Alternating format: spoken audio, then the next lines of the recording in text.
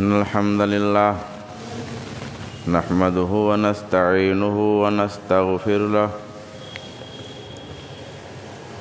ونعوذ بالله من شرور أنفسنا وسيئات أعمالنا من يهده الله فلا مضل له ومن يضلل فلا هادي له وأشهد أن لا إله إلا الله وحده لا شريك له وأشهد أن محمدا عبده ورسوله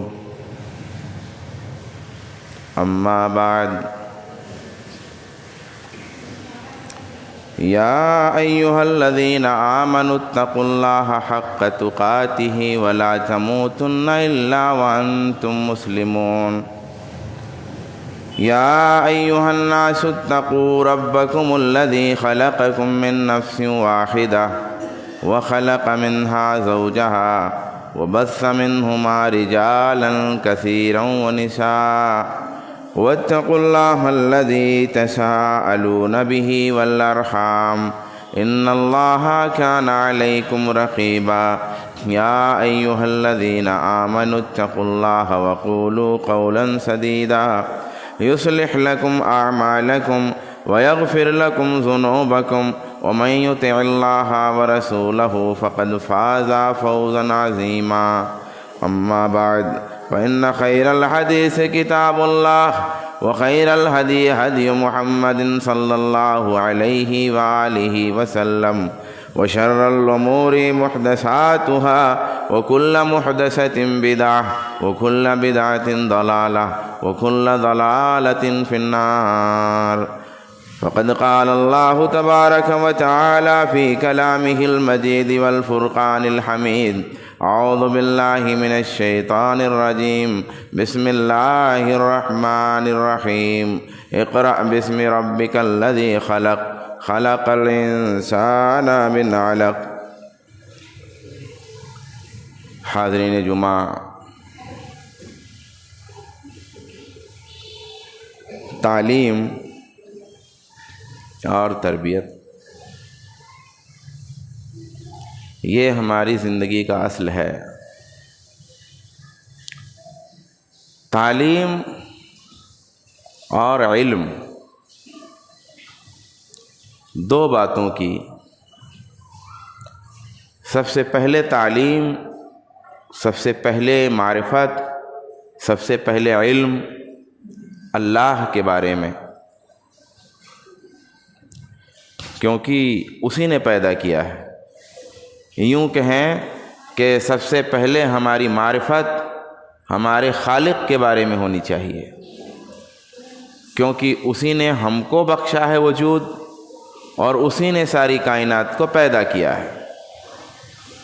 اور اس کے بعد مخلوق کا علم۔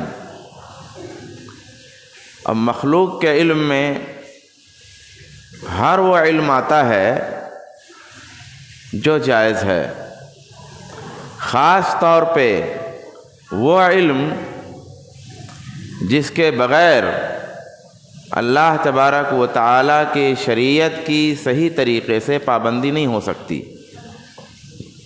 مثلا ہم بیمار ہیں تو شریعت کی پابندی اچھی طرح نہیں ہو سکتی، کپڑے نہیں ہیں تو شریعت کی پابندی صحیح طریقے سے نہیں ہو سکتی، کھانا اور پینا نہیں ہے تو شریعت کی پابندی صحیح طریقے سے نہیں ہو سکتی، گھر نہیں ہے تو شرع کا نظام صحیح طریقے سے نہیں ہو سکتا، مال نہیں ہے تو بہت ساری باتیں بغیر مال کے نہیں ہو سکتی۔ تو وہ تمام چیزیں خاص طور پہ جو اللہ کی معرفت کے بعد اللہ کے احکامات کو لاگو کرنے کے لیے ضروری ہیں، تو وہ علوم بھی ضروری ہیں۔ لیکن ان تمام علوم میں اللہ کی معرفت سب سے پہلے ہے اور اس کا علم سب سے پہلے ہے، کیونکہ ایسا ہو سکتا ہے کہ آدمی کو کھانا نہ ملے اور وہ مر جائے گا، تو بھئی کھانا نہیں ملے گا تو کیا ہوگا؟ مر جائے گا، بس یہی ہوگا۔ بیمار ہوگا، علاج نہیں ملے گا تو کیا ہوگا؟ مر جائے گا، یہی ہوگا۔ لیکن اگر اللہ تبارک و تعالیٰ کو جانتا نہیں ہے، اس کی معرفت نہیں ہے، وہ ایک ہے، اس کے ساتھ کسی کو نہیں شریک کر سکتے، اس کے ساتھ کسی کی عبادت نہیں ہوگی، اس کے رسولوں کو ماننا ہے، آخری رسول محمد صلی اللہ علیہ وسلم ہیں، آپ کی باتیں یہ ہیں، قرآن پہ ایمان لانا ضروری ہے، اللہ کی طرف سے ہے، اللہ کا کلام ہے، حرف حرف محفوظ ہے، یہ باتیں اگر نہیں جانتے، ان پر اگر ایمان نہیں ہے، ان کے مطابق مسئلہ نہیں ہے، تو اگر ہم اچھے کپڑے میں بھی رہے، اچھے مکان میں بھی رہے، اچھی غذا بھی کھائے، مال ضرورت بھر یا ضرورت سے زائد یا بہت کچھ رہا بھی، بیماریوں کا علاج ہوا، ہم صحت یاب اور تندرست رہے، صفائی ستھرائی رہی، سب کچھ رہا، لیکن بغیر ایمان کے اگر دنیا سے چلے گئے تو پھر ہمیشہ کے لیے ہلاکت ہے۔ یہ فرق ہے اللہ تبارک و تعالیٰ کی معرفت کا اور اللہ تبارک و تعالیٰ کی مخلوقات کی معرفت کا۔ اب یہاں سے یہ بات سمجھ میں آتی ہے میرے بھائیوں کہ بچوں کی دینی تعلیم انتہائی سخت ضروری ہے، اور کس قدر سخت ضروری ہے اس کو اگر سمجھنا ہو تو دیکھو کہ اس کے خلاف ہوا زیادہ چلتی ہے۔ ہوا جس کے خلاف زیادہ چلے تو ایسے اگر نہیں سمجھ میں آتا، موافقت سے اگر نہیں سمجھ میں آتا تو مخالفت سے سمجھ لینا چاہیے۔ اگر ڈائریکٹ قرآن سے، حدیث سے اور ان دونوں کی روشنی میں لکھی گئی تحریروں سے اور تقریروں سے یہ بات بہت کلیئر نہیں ہوتی تو یہ دیکھ لو کہ ہوائیں کس کے خلاف چلتی ہیں۔ مسجد کی اہمیت کا پتہ لگانا ہو، ایسے لگتا ہے کہ مسجد ہے، 5 وقت کی نماز ہوتی ہے، اگر آپ کو اتنی لگتا ہے، اتنی آپ کو لگتا ہے یہ، اور نہیں سمجھ میں آتی بات، تو پھر آپ دیکھ لو ہوا کس کے خلاف ہے اور بہت زیادہ کس کے خلاف ہے۔ اگر مدرسے کی اہمیت سمجھ میں نہیں آتی اور ایسے ہی سب کچھ نارمل دکھتا ہے، اور اگر لگتا ایسا ہے کہ مدرسے نہیں ہوں گے تو کون سی بڑی پریشانی آ جائے گی، علماء نہیں ہوں گے تو کون اتنی بڑی مشکل آ جائے گی، قرآن تب بھی پڑھا جا سکتا ہے، دین اسلام کتابوں میں ہے، اس کے ذریعہ کچھ معلوم ہو جائے گا، سب تو جگہ بڑا گڑبڑ چل رہا ہے، اگر یہ نہیں بھی ہوں گے تو کون اتنا بڑا مسئلہ ہے۔ اگر اس کو سمجھنا ہے تو پھر اس کے خلاف جو ہوا چلتی ہے اس کو دیکھ لو کیوں چل رہی ہے، وہاں سے سمجھ میں آ جائے گا ضرور آپ کو۔ اگر چھوٹے بچوں کی مسجد کی، اب تو مکتب کا نظام ٹوٹ گیا، مکتب کا نظام ٹوٹ گیا، وہ ایک نظام مضبوط تھا وہ ختم ہو گیا، اب آدھا یا آدھے سے کم یا 1/4 بچا ہے، اور جو 1/4 بچا ہے یا 1/2 بچا ہے، 1/3 بچا ہے، الگ الگ جگہوں کے لحاظ سے، الگ الگ شہروں کے لحاظ سے، اگر اس کی اہمیت سمجھ میں نہیں آتی ہے اور لگتا آپ کو ایسا ہے کہ بس ایسے ہی جاتے ہیں جھولا اور بورا لے کے مسجد کے اندر اور آ جاتے ہیں، 1 گھنٹہ 2 گھنٹہ 3 گھنٹہ، کون سی بڑی چیز ہے، ہمیشہ لگا کے رکھتے ہیں، اعلان ہوتے رہتا ہے، تعلیم ڈسٹرب ہوتی ہے، فلاں ایگزام ڈسٹرب ہوتا ہے، اگر آپ کو ایسا لگتا ہے تو نئی تعلیمی پالیسی کی ہوا دیکھ لو، آپ کو سمجھ میں آ جائے گا کہ یہ کتنا اہم ہے، یہ کتنا ضروری ہے اور کتنا اہم ہے اور کتنا اہم کام تھا اور کتنی توجہ دینی چاہیے تھی۔ اس کو اگر سمجھنا ہے تو نئی تعلیمی پالیسی کی ہوائیں دیکھ لو کس طرح چل رہی ہیں اور کیسے تنتر کام کر رہا ہے، اس سے آپ کو سمجھ میں آ جائے گا اور انہیں ہوش میں بھی آ جائیں گے آپ۔ تو میں بات کرنا چاہتا ہوں، اصل میں 2-5 منٹ جو گفتگو کرنی ہے وہ اسی بنیادی تعلیم کے حوالے سے، اسی بچوں کو مکتب بھیجنے کے حوالے سے اور بچوں کی مکتب کی تعلیم کے حوالے سے، ناظرہ قرآن کے حوالے سے، نورانی قاعدہ کے حوالے سے، چمن اسلام کے حوالے سے، دینیات کے حوالے سے، سیرت صحابہ، سیرت صحابیات اور سیرت رسول کے حوالے سے، عقائد اور ایمانیات کی تعلیم کے حوالے سے، اللہ، رسول، قرآن، فرشتے وغیرہ کے سلسلے میں معلومات اور ان کے مطابق تربیت کے حوالے سے چھوٹی سی گفتگو کرنا چاہتا ہوں۔ ہمارے پاس دو چیزیں، ایک ہمارا دین اور ایک ہمارا کلچر۔ کچھ لوگ ایسے ہیں جن کے گھروں میں دین ہے، بہت سادگی سے سمجھیے گا، بہت اونچی قسم کی تقریر کرنے کا ایسا ارادہ نہیں ہے، کیونکہ وہ بات پھر سمجھ میں نہیں آتی۔ توجہ رہے تو اسی طریقے سے بات سمجھ میں آئے گی، پھر تقریر کے رو میں آپ کو اچھا تو لگے گا مگر بات نہیں سمجھ میں آئے گی۔ میں آپ کو سمجھاتا ہوں کہ دو چیزیں ہیں، ایک دین ہے، دین بہت سارے لوگوں کے گھروں میں ہے، ان کے اپنے اندر بھی ہے، لیکن بہت سارے لوگ ایسے ہیں جو دین میں، خیر کمزور تو ہر کوئی ہے، لیکن ایک نسبتاً بہت سارے لوگ ایسے ہیں جو دین میں بہت کمزور ہیں، یا بہت سارے لوگ ایسے ہیں جن کے گھروں میں دین نہیں ہے، بہت کمزور سا ہے، لیکن اس دین کی کمزوری کے ساتھ ساتھ ایک کلچر لگا ہوا ہے۔ کلچر سمجھیے، جیسے کلچر کیا لگا ہوا، آپ کلچر کے طور پہ آپ دین کا بہت زیادہ جذبہ آپ کو نہیں ہے، لیکن کلچر کے طور پہ مسجد سے جڑے ہیں، کلچر کے طور پہ مدرسے سے جڑے ہیں، کلچر کے طور پہ ٹوپی لگا رکھی ہے، کلچر کے طور پہ کرتا پہن لیا ہے، کلچر کے طور پہ قربانی کیا ہے، کلچر کے طور پہ عقیقہ کیا ہے، کلچر کے طور پہ ولیمہ میں گئے ہو، کلچر کے طور پہ نکاح کی مجلس ہوئی ہے، کلچر کے طور پہ مولوی صاحب آئے ہیں۔ یہ سارا کام بہت زیادہ دینی جذبے سے اگر نہ صحیح کلچر کے طور پہ آپ کر رہے ہو تو بھی ایک دیوار ہے، ایک دیوار ہے، باقی رکھتی ہے آپ کو، جوڑے رکھتی ہے آپ کو۔ دین سے رشتہ کم ہے لیکن پھر بھی تھوڑا تھوڑا جڑا ہوا ہے۔ لیکن اب کیا ہو رہا جانتے ہیں، ایک کلچر کی دیوار بھی توڑی جا رہی ہے، کلچر کی دیوار بھی توڑی جا رہی ہے، تہذیب کی دیوار بھی توڑی جا رہی ہے، بلکہ دین کی دیوار بھی توڑی جا رہی ہے۔ اب یہ دونوں چیزیں گرائی جا رہی ہیں۔ ان حالات میں کیا کریں گے آپ؟ ان حالات میں بچانا ہے، محفوظ رکھنا ہے اپنے آپ کو، اور مایوس ہونے کی کوئی ضرورت نہیں ہے۔ اب میں مایوسی کی بات کرنے کے لیے نہیں کھڑا ہوا، میں کہتا ہوں جب سوویت انقلاب آیا اور پورا روسی سسٹم جو تھا، اس زمانے میں جب سختی ہو گئی، کوئی مذہبی کتاب پڑھ نہیں سکتا، مذہبی کتاب پڑھا نہیں سکتا، تو لوگوں نے اپنے گھروں کے تہخانے میں قرآن پڑھا، اور اپنے گھروں کے تہخانوں میں اپنے بچوں کو قرآن پڑھایا، اور جب سوویت ٹوٹا تو یکایک زمینوں سے مسلمان نمودار ہوا۔ گھبرانے کی کوئی بات نہیں ہے، حالات کیسے بھی ہوں گے، ہم چوہے کے سوراخوں میں قرآن پڑھائیں گے، ہم بلوں میں بیٹھ کے قرآن پڑھائیں گے، ہم سوتے ہوئے قرآن پڑھائیں گے، ہم صبح کو اٹھ کے قرآن پڑھائیں گے، ہم اپنی نیند میں بھی قرآن پڑھائیں گے، ہم اپنے سونے کے ٹائم میں قرآن پڑھائیں گے، ہماری ماں کھانا بنائے گی اور کھانا بنانے کے دوران قرآن پڑھائے گی، ایمان پڑھائے گی، عقیدہ پڑھائے گی۔ اگر کسی نے ایسا سوچا ہے کہ ہمارے عقیدے کو ہمارے سینے سے کھرچ لے جائے گا، غلط سوچا ہے۔ یہ لوگ بھی اپنی چالیں چلتے ہیں، اللہ بھی اپنی چال چلتا ہے۔ یہ ہوائیں اڑانے کے لیے آئی ہیں، یہ آگ تم کو جگانے کے لیے لگائی گئی ہے، تم جلو گے نہیں، گھبرانے کی کوئی بات نہیں ہے۔ یہ آگ جو ہم کو جلانے کے لیے لگائی گئی ہے، اس آگ سے ہم جاگیں گے۔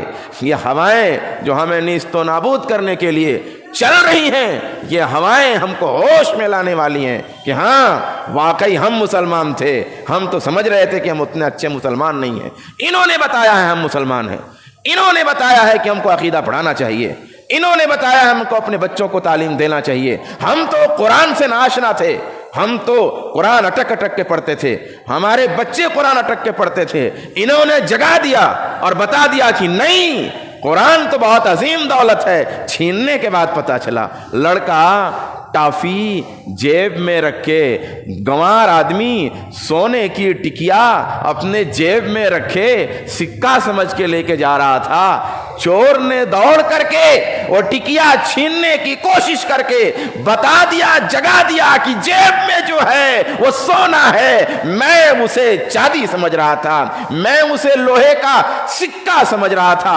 اب سمجھ میں آیا کہ یہ جیب میں میرے جو ہے یہ سونا ہے، یہ ہیرا ہے، یہ موتی ہے۔ ان ہواؤں نے ہم کو سکھایا ہے، یہ بتائیں گے ہم کو کہ مسلمان تیرے سینے میں جو جل رہا ہے وہ نور ایمان کا چراغ ہے، کوئی ایسی ویسی چیز نہیں ہے، اور انشاءاللہ سب کو سمجھ میں آئے گا۔ تو یہ بات ہے، تو گھبرانے کی بات نہیں ہے، سمجھنے کی بات ہے، سمجھنے کی صرف بات ہے۔ بات یہ ہے مکاتب کا نظام جو تھا وہ ٹوٹ گیا، اسکولوں میں عام طور پر دینیات کا ویسا سسٹم ہے نہیں، جو کچھ رکھا جاتا ہے الگ الگ شہروں کو آپ دیکھیں گے تو بات سمجھ میں آئے گی. آپ صرف اپنے شہر کو مت دیکھیے، اور اپنے شہر میں بھی ہر اسکول میں آپ دیکھیں گے تو ہر اسکول میں وہ بات نہیں ہے. جو کچھ دین کے نام سے کوئی کتاب اگر رکھی جاتی ہے تو وہ دین پڑھانے کے لیے نہیں ہوتی ہے. وہ تو کوشش یہ ہوتی ہے کہ کوئی میاں جی مل جائیں اور نام رہے کہ ہاں ہمارے یہاں قرآن اور دینیات پڑھائی جاتی ہے، تاکہ جو دین پسند لوگ ہیں وہ اپنے بچوں کو ہمارے اسکول میں بھیجیں. اس کے لیے اسکولوں میں وہ نام کا دینیات ڈالا جاتا تھا. یہاں مجھے اسکولوں پہ کمنٹ نہیں کرنا، مجھے یہ بتانا صرف ہے کہ ضروری کتنا ہے. بس ضروری کے لیے مجھے یہ بات بتانی پڑ رہی ہے. اچھا، اب رہ گیا گھر، تو گھر کے حالات بھی بہت اچھے عام طور پہ رہ نہیں گئے ہیں. وہ پابندی جو گھر میں دین کی ہونی چاہیے، دین کی تعلیم کی ہونی چاہیے، ماؤں کے ہاں جو ہونا چاہیے، عورتیں جو گھر میں ان کے ہاں ہونے چاہیے، انسان کو جو ٹائم دینا چاہیے. بلکہ میں ایک بات یہ کہہ دوں کہ یہ جو نوجوان والدین ہیں یہ تو خود ہی تربیت کے مستحق ہیں. یعنی یہ جو 19 20 21 22 23 24 25 26 27 28 سے 30 سال کے، یہ 20 سے 30 سال کے جو ماں باپ ہیں یہ تو بچوں سے بگڑے ہوئے ہیں. ان کی تربیت کی بہت سخت ضرورت ہے. تو یہ کیا تربیت دیں گے اپنے بچوں کی؟ یہ بچے کے ساتھ لیٹے ہوئے ہیں، پتہ نہیں کیا کیا لگائے، دیکھ رہے ہیں، سن رہے ہیں. مطلب یہ اتنے بگڑے ہوئے ہیں کہ ان کے بچے ان سے ٹھیک ہیں. تو ان کی بھی کیا تربیت کی ضرورت ہے. تو جب مسئلہ اس طرح سے ہو، حالات اس طرح سے ہوں، گھروں کا معاملہ اس طرح سے ہو، تو پھر بچتا ہے وہی مکتب، کہ بھئی مکتب بھیج دو. تو گویا کیا ہوا، خلاصہ کیا ہوا کہ دین کا تعلیم کا جو بنیادی ذریعہ لے دے کے کیا رہ گیا؟ مکتب. یعنی 100% گھروں میں بھی نہیں مسئلہ ہے، کچھ گھروں میں ہے، بہت سارے گھروں میں نہیں ہے. 5% ہے، 95% نہیں ہے، 10% ہے، 90% نہیں ہے، یا جس کے ہاں ہے بھی اس کے ہاں بھی مکمل نہیں ہے. تو پھر کیا ذریعہ بچ کے رہ جاتا ہے میرے بھائی؟ یہ مکتب. مکتب جو مسجد میں چلتا ہے. اچھا، مکتب کا وہ سسٹم بھی نہیں ہے، تو جو مسجد میں مکتب چلتا وہی رہ جاتا. اس سے آپ کو یہ سمجھنا ہے کہ مکتب کو کتنا صحیح، درست، چست رکھنا ہے. یہ سمجھ میں آ رہا ہے اس سے. یہ آپ سوچئے کہ مکاتب کی ضرورت جو ہے وہ کتنی سخت ہے اور کتنی عظیم ہے. ہماری دینی تعلیم کی حالت کیا ہے کہ جو پڑھا لکھا ہے، جس نے اسکول پڑھا ہوا ہے، جسے آپ پوچھیں گے تو انگلش میں کچھ سمجھا دے گا پڑھ کر کے، اس کی ریڈنگ کر دے گا، اس کی رائٹنگ کر دے گا، وہ آدمی قرآن اٹک کے پڑھتا ہے. جس کو مراٹھی اچھی آتی ہے وہ آدمی قرآن صحیح نہیں پڑھتا، یا تو غلط پڑھتا ہے یا تو اٹک کے پڑھتا ہے، اور ان سے بہت اوپر ہوا تو روانی سے پڑھتا ہے، پھر بھی تجوید کی غلطی ہے. یعنی یہ حال ہے صرف قرآن ناظرہ کا. آپ ایک چیز کو لے لیجئے، صرف قرآن ناظرہ. قرآن ناظرے کی حالت کس کی میں بتا رہا ہوں؟ یہ پڑھے لکھے لوگوں کی بات بتا رہا ہوں، جنہیں انگریزی آتی ہے، جنہیں ہندی آتی ہے، جنہیں مراٹھی آتی ہے، جو کوالیفائڈ لوگ ہیں. یعنی آدمی انجینئر بھی ہے، آدمی ڈاکٹر بھی ہے، آدمی پروفیسر بھی ہے. اس ٹائپ کے لوگ جو ہیں ان کے قرآن کا حال یہ ہے کہ یا تو تجوید نہیں ہے، یا غلط پڑھتے ہیں، یا اٹک کے پڑھتے ہیں، یا بعض پڑھ بھی نہیں پاتے ہیں. اب یہ صورتحال جب ہماری ہے تو آپ بتائیے کہ مکتب کی جو تعلیم ہے وہ کتنی ضروری ہے، اور اس کو صحیح طریقے سے گلی گلی، مسجد مسجد، محلہ محلہ مینج کرنے کی کتنی سخت ضرورت ہے. مطلب میں یہ کہتا ہوں سال میں ایک ہی جلسہ کرو، مگر یہ والا جلسہ ٹھیک کرو. یہ مسجد میں جو جلسہ کرنے کی ضرورت ہے.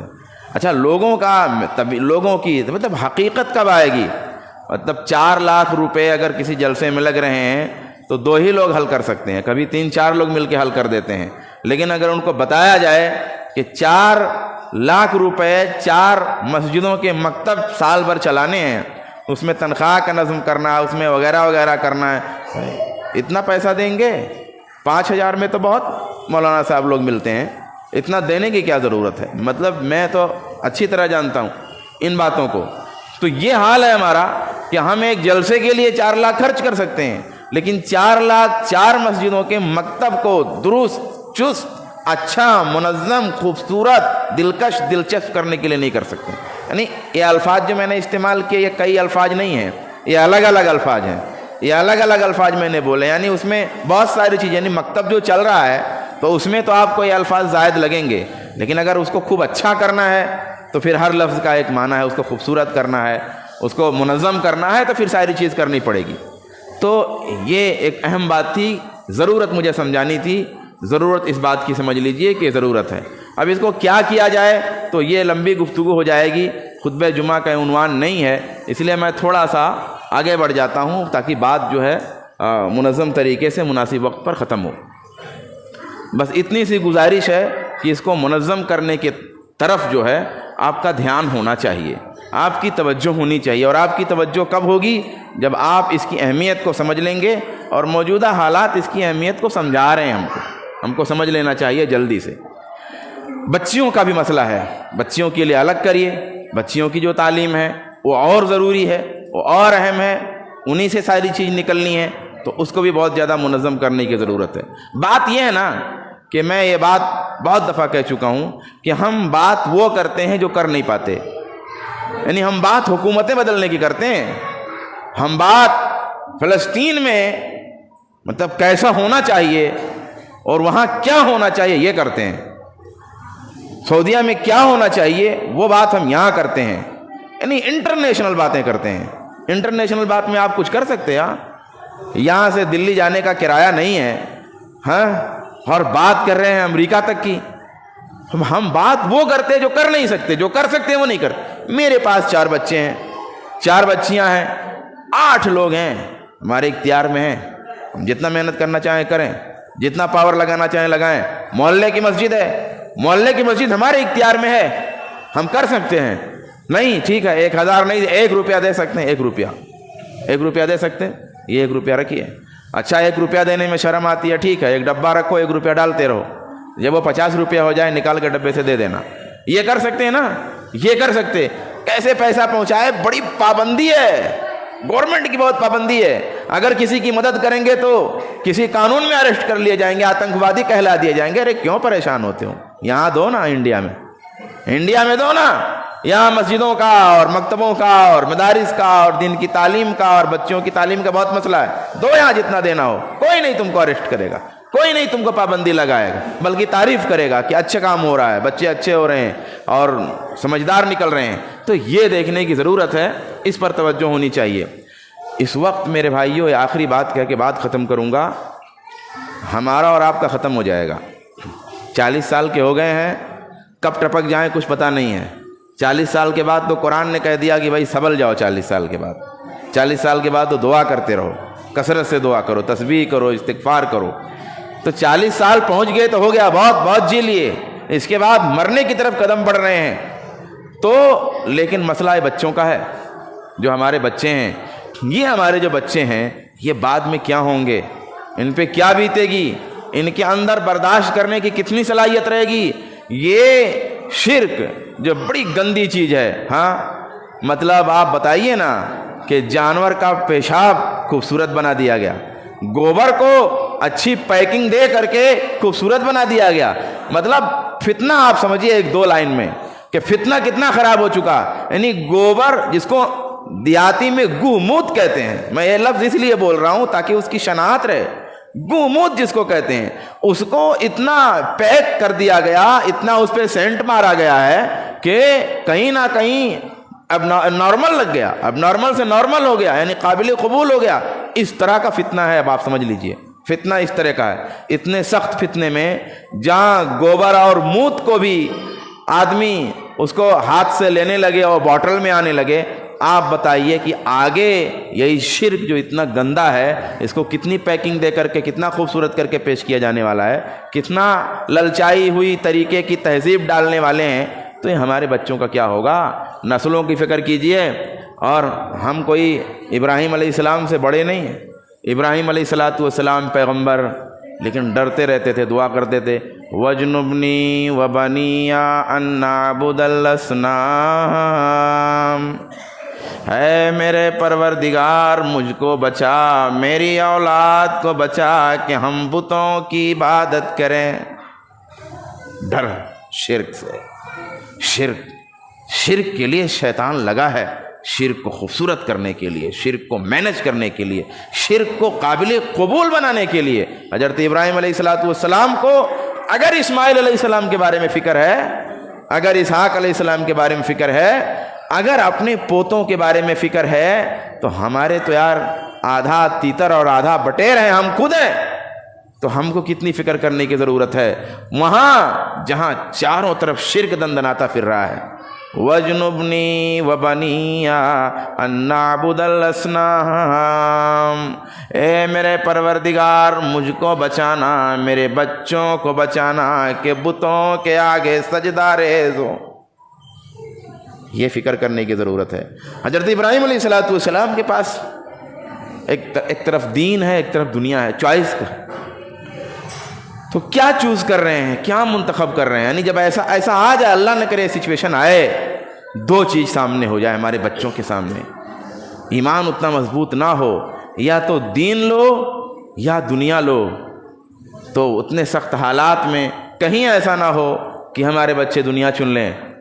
اور ہم کو بھی یہی دیکھنا ہے میرے بھائیوں کہ دین اور دنیا میں جب ٹکراؤ ہو جائے، چاہیے تو دونوں، لیکن جب منتخب کرنے کی، بھائی آپشن دو ہی ہے، یا تو دین ہے یا دنیا ہے، تو ایسی صورت میں ہمیں دین منتخب کرنا چاہیے اور اس طریقے سے بچوں کی تربیت کرنی چاہیے۔ حضرت ابراہیم علیہ السلام کو ایک طرف دنیا تھی، اپنے بچوں کو ہری بھری جگہ آباد کرتے، اور ایک طرف وہ خانہ کعبہ کے پاس میں حضرت اسماعیل کو آباد کرنا تھا، تو انہوں نے وہ اعلیٰ چنا اور دعا کیا، ربنا انی اسکنت من ذریتی بواد غیر ذی زرع عند بیتک المحرم ربنا لیقیموا الصلاۃ، اے میرے پروردگار میں نے اپنی آل و اولاد کو، اپنے بیوی اور بچے کو ایک بے سبزہ بے پانی زمین میں آباد کر دیا ہے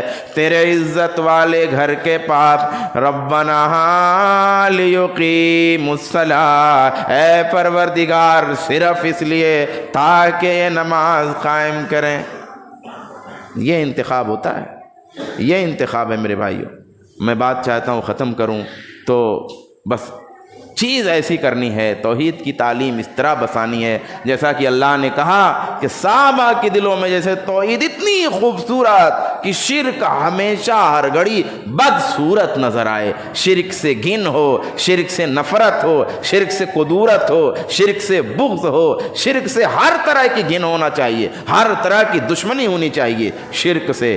اللہ تبارک و تعالیٰ نے صحابہ کے بارے میں فرمایا، اسی پہ بات ختم کرتا ہوں، وَلَٰكِنَّ اللَّهَ حَبَّبَ إِلَيْكُمُ الْإِيمَانَ وَزَيَّنَهُ فِي قُلُوبِكُمْ وَكَرَّهَ إِلَيْكُمُ الْكُفْرَ وَالْفُسُوقَ وَالْعِصْيَانَ أُولَٰئِكَ هُمُ الرَّاشِدُونَ۔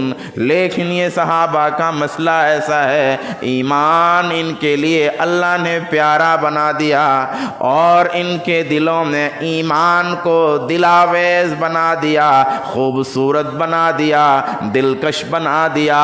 وَكَرَّهَ إِلَيْكُمُ الْكُفْرَ وَالْفُسُوقَ والعصیان، اور ان کے دلوں میں کفر کو گھناؤنا بنا دیا، شرک کو گھناؤنا بنا دیا، فسق سے نفرت کرتے ہیں، عصیان برا لگتا ہے۔ اولئک ھم الراشدون، یہی لوگ راہ یاب ہیں۔ میرے دوستو، ایسا ہمارے بچوں کے اور ہمارے دل میں ہونا چاہیے، دل میں محبت بھر جائے توحید کی، اللہ کی، رسول کی، تو کچھ امید کرتے ہیں کہ اللہ راستہ کھولے گا۔ لیکن اگر ہم نے ایسا نہیں کیا، مال ہی نہیں چھوڑا یہاں پر کہ کسی کے سامنے ٹھہر سکے، تو پھر کیسے حالات بدلیں گے؟ اللہ تعالیٰ سے دعا ہے کہ بار الہ مجھ کو، آپ کو، سب کو توفیق عطا فرمائے، آمین۔